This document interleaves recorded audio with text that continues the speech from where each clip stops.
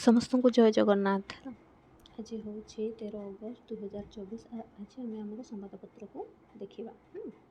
ତ ଦେଖ, ଆଜି ହେଉଛି ଆମର ବହୁତ ସାରା ନେତା ଯେଉଁମାନେ ଅଛନ୍ତି ହେଲା। ତ ଏବେ ଇଡ଼ିର ରିସର୍ଚ୍ଚ ଚାଲିଛି କି କେଉଁ ମନ୍ତ୍ରୀ ୟା ନେତାର କେତେ ପ୍ରପର୍ଟି କ'ଣ, କିଏ କ'ଣ କେତେ ରଖିକି ବସିଛି, ତ ସେ ବିଷୟରେ ଦେଇଦେଇଛି ହେଲା। ଦେଖ, ଆମର ମୁଖ୍ୟମନ୍ତ୍ରୀ ଗୋଟେ ଅଛନ୍ତି, ତ ତାଙ୍କର ଥିଲେ 20 କୋଟିରୁ ଉର୍ଦ୍ଧ୍ୱ ଟଙ୍କା ଏତେ ସମ୍ପତ୍ତି, 10ଟା ଫ୍ଲାଟ୍, 7ଟି ପ୍ଲଟ୍, ଆଉ ବ୍ୟାଙ୍କରେ 207 କୋଟିର କ୍ୟାଶ୍ ନଗଦ, ତାପରେ ଘରୁ ବି ତାଙ୍କର କେତେ ଗୁଡ଼ାଏ ଟଙ୍କା ମିଳିଲା, ସୁନା ଗହଣା ଇତ୍ୟାଦି ହେଲା। ଭାବ ମାନେ କେତେ ଏମାନେ ଦେଶକୁ ଲୁଟିକି ରଖୁଛନ୍ତି, ସେଥିପାଇଁ ଆମର ଦରଦାମ ବଢ଼ିଯାଉଛି। ଦରଦାମ ବଢ଼ିବା କଥା ବି ଅଛି ହେଲା। ତାପରେ ଦେଖ, ମଧ୍ୟପ୍ରାଚ୍ୟ ଯୁଗ ନିକଟତର, ମୁଁ କହିବି ଯେମିତିକି ଇସ୍ରାଏଲ ଆଉ ଇରାନର କନଫ୍ଲିକ୍ଟ ଥିଲା ହେଲା। ତ ସେନା କ'ଣ କରୁଛି, ଯେତେ ତା'ର ଆରବ କଣ୍ଟ୍ରି ହେଲା, ଆରବ କଣ୍ଟ୍ରିର ଅଛି ଲେବନାନ, ସିରିଆ, ଜର୍ଡ଼ାନ, ମିସ୍ର ତ ଭାଗ ନେଉନି, ଇଜିପ୍ଟ ଯେଉଁଟା, ତାପରେ ମୁଁ କହିବି ବାକି ଇରାନ ହେଲା, ଇରାକ ହେଲା, ତାପରେ ଲେବନାନ ହେଲା, ଏଗୁଡ଼ାକ ଯେତେ ସବୁ ୱେଷ୍ଟର୍ଣ୍ଣ କଣ୍ଟ୍ରି ନା, ସେମାନେ ହାଇଲି ପାର୍ଟିସିପେଟ୍ କରୁଛନ୍ତି କି ଇସ୍ରାଏଲକୁ ସହିତ ଯୁଦ୍ଧ କରିବା ପାଇଁ ହେଲା। ତ ମେ ବି ଏମିତି ନ ହଉ, ତ ଆମର ୟୁଏସ୍ ଯିଏକି ଆମେରିକା ତା'ର ଅତିରିକ୍ତ ସେନା, ତାପରେ ବୁଡ଼ା ଜାହାଜ ଯେଉଁଟା ମରାଇନ୍ କୁହନ୍ତି ହେଲା, ସମୁଦ୍ର ଭିତରେ ଚାଲେ, ତ ସେଇଟା ମେଡିଟେରିଆନ୍ ସିକୁ ପଠାଇ ଦେଇଛି। ତାପରେ ଦେଖ ନେକ୍ସଟ, ୟୁନେସ୍କୋ କଳିଙ୍ଗ ପୁରସ୍କାର ଜାରି ରହୁ। ଫିଲହାଲ ଚାଲିଛି କଳିଙ୍ଗ ପୁରସ୍କାର। ତାପରେ ମୁଁ କହିବି ଏଠି ଆମର, ଯଦି ମୁଁ କହିବି କର୍କଟ ରୋଗ ଯେଉଁଟାକୁ କୁହନ୍ତି କ୍ୟାନ୍ସର ହେଲା। ମୁଁ ୟା ଭିତରେ ଭିଡ଼ିଓ କ୍ୟାନ୍ସର ବି 3 या 4 ଟାଇପ୍ର ଅଛି ହେଲା। ଯେଉଁଟାକି ଆମର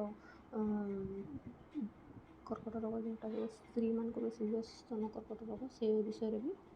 ତ ମେ ବି ଆମେ ଭଲକି ଖାନପାନ ବେଶୀ ମଧୁମେହ ମୋଟାପା ଯଦି ବେଶୀ ହେବ, ତ କ୍ୟାନ୍ସର ହେବାର ଚାନ୍ସେସ୍ ମୁଁ କହିବି 60-70% ବଢ଼ିଯାଏ। ତାପରେ ଦେଖ, ଏଇଟା ଗୋଟେ ବାଲେଶ୍ୱର ଜିଲ୍ଲାର ନଦୀ ହେଲା, ଯେଉଁଟାକି ମୁଁ କହିବି ନୀଳଗିରି ନଦୀ ହେଲା, ଯେଉଁଟାକି ବି ଶୁଖିବାକୁ ଲାଗିଲାଣି।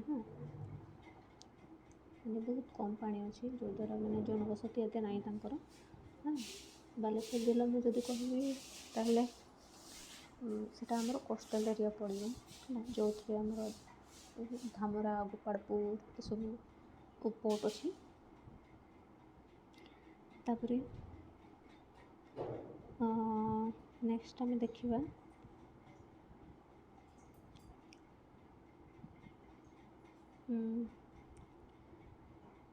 ଇଏ ଗୋଟେ ଅଛି, ଦେଖ, ରାଉରକେଲା ଆଉ ନୂଆପଡ଼ା ବିଧାୟକ ନଦୀ। ଦେଖ, ଏବେ ଯେଉଁମାନେ MLA ୟା MPରେ ଜିତିଛନ୍ତି ହେଲା, ତ ତାଙ୍କୁ କ'ଣ ହେଉଛି କି ତାଙ୍କର ବେଶୀ ସପୋର୍ଟର ନାହିଁ ହେଲା। ମେ ବି ସେମାନେ କିଛି ଖେଳ କରୁଥିବେ, ବଟ୍ ସେମାନଙ୍କର ନା ଏତେ ଦାବି ନାହିଁ।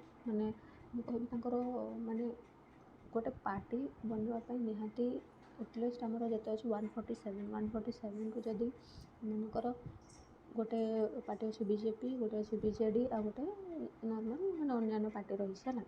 ତ ସେ ପାର୍ଟିରେ ଯଦି ତାଙ୍କର ଅଛି ହେଲା, ଯଦି ତାଙ୍କର ମନେକର ସମର୍ଥନ ନାହିଁ, ତାହେଲେ ଗୋଟେ ହାଇକୋର୍ଟରୁ ନୋଟିସ୍ ଜାରି ହୁଏ ହେଲା। ଯେଉଁଟାକି ଏବେ କ'ଣ ଆମର ଫିଲହାଲ ଆମର MLAରେ ଅଛନ୍ତି ସାରଦା ପ୍ରସାଦ ନାୟକ, ତ ତାଙ୍କ ଉପରେ ବି ପଡ଼ିଛି। ତାପରେ ଆଉ ଜଣଙ୍କ ଉପରେ ବି, 2 ଜଣଙ୍କ ଉପରେ ହେଲା, ନୂଆପଡ଼ାର ଅଧ୍ୟକ୍ଷ ଉପରେ। ତାପରେ ମୁଦ୍ରାସ୍ଫୀତି, ମୁଁ କହିଲି ନା, ମୁଦ୍ରାସ୍ଫୀତି ହେଲା ଦରଦାମ ବଢ଼ିଯିବ। ମୁଦ୍ରାସ୍ଫୀତିର ମାନେ ହିଁ ହେଲା କି ମାର୍କେଟରେ ହଉ କିମ୍ବା ସବୁ ଜାଗାରେ ଟଙ୍କା ପଇସାର ବହୁତ କମ୍ ଟଙ୍କା ପଇସା ୟୁଜ୍ ହେବ ହେଲା। ଆଉ ହାଇ ରେଟ୍ର ଲୋକମାନେ କିଛି କିଣିବେନି। ଯେମିତିକି ମନେକର ବସ୍ତାଏ ଆଳୁକୁ କହିଦେବେ କି ନାଇଁ 2400-2500 ଟଙ୍କା, ତ କ'ଣ ହେଲା କି ଡରରେ ଲୋକମାନେ କେହି କିଣିବେନି, ଯଦ୍ୱାରା ନ କିଣିବା ଦ୍ୱାରା କ'ଣ ହେଲା, ପଇସା ସମସ୍ତଙ୍କର ଯଥା ସେଇଠି ହିଁ ରହିଲା। ପଇସା ମାର୍କେଟକୁ ଗଲାନି, ଯଦି ସେ ମାର୍କେଟକୁ ଯିବନି ତାହେଲେ ସେ ପଇସା ଗଭର୍ଣ୍ଣମେଣ୍ଟକୁ ବି ମିଳିବନି, ହେଲା।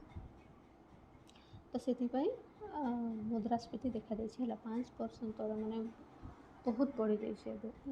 ଯଦି ମୁଁ ସବଜି ପତ୍ର କହିବି ତାହେଲେ ଏବେ କୌଣସି ସବଜି 60 या 70 ଟଙ୍କାରୁ କମ୍ ନାହିଁ, ହେଲା।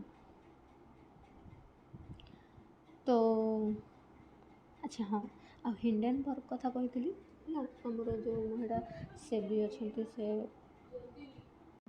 ମାଧବୀପୁରୀ ବୁଥ୍, ଯିଏକି ଆମର ତା ଉପରେ କହିଥିଲେ କି ନାଇଁ ତାଙ୍କର ଆଉ ଆଡ଼ାନୀ ଗ୍ରୁପ୍ର କିଛି ଥିବ, ମାନେ ଭଲ ରିଲେସନ୍ ଥିବ, ଯଦ୍ୱାରା କି ତାଙ୍କର ସେୟାର ପଡ଼ୁନି ବୋଲିକି, ହେଲା। ତାଙ୍କର ସେୟାର ପଡ଼ିଲେ ବି ସେ ଆହୁରି ଉପରକୁ ଉଠି ଯାଉଛନ୍ତି ବୋଲିକି। ତ ଏଟା ବଡ଼ ଲୋକଙ୍କ ବଡ଼ କଥା। ତାପରେ ଦେଖ,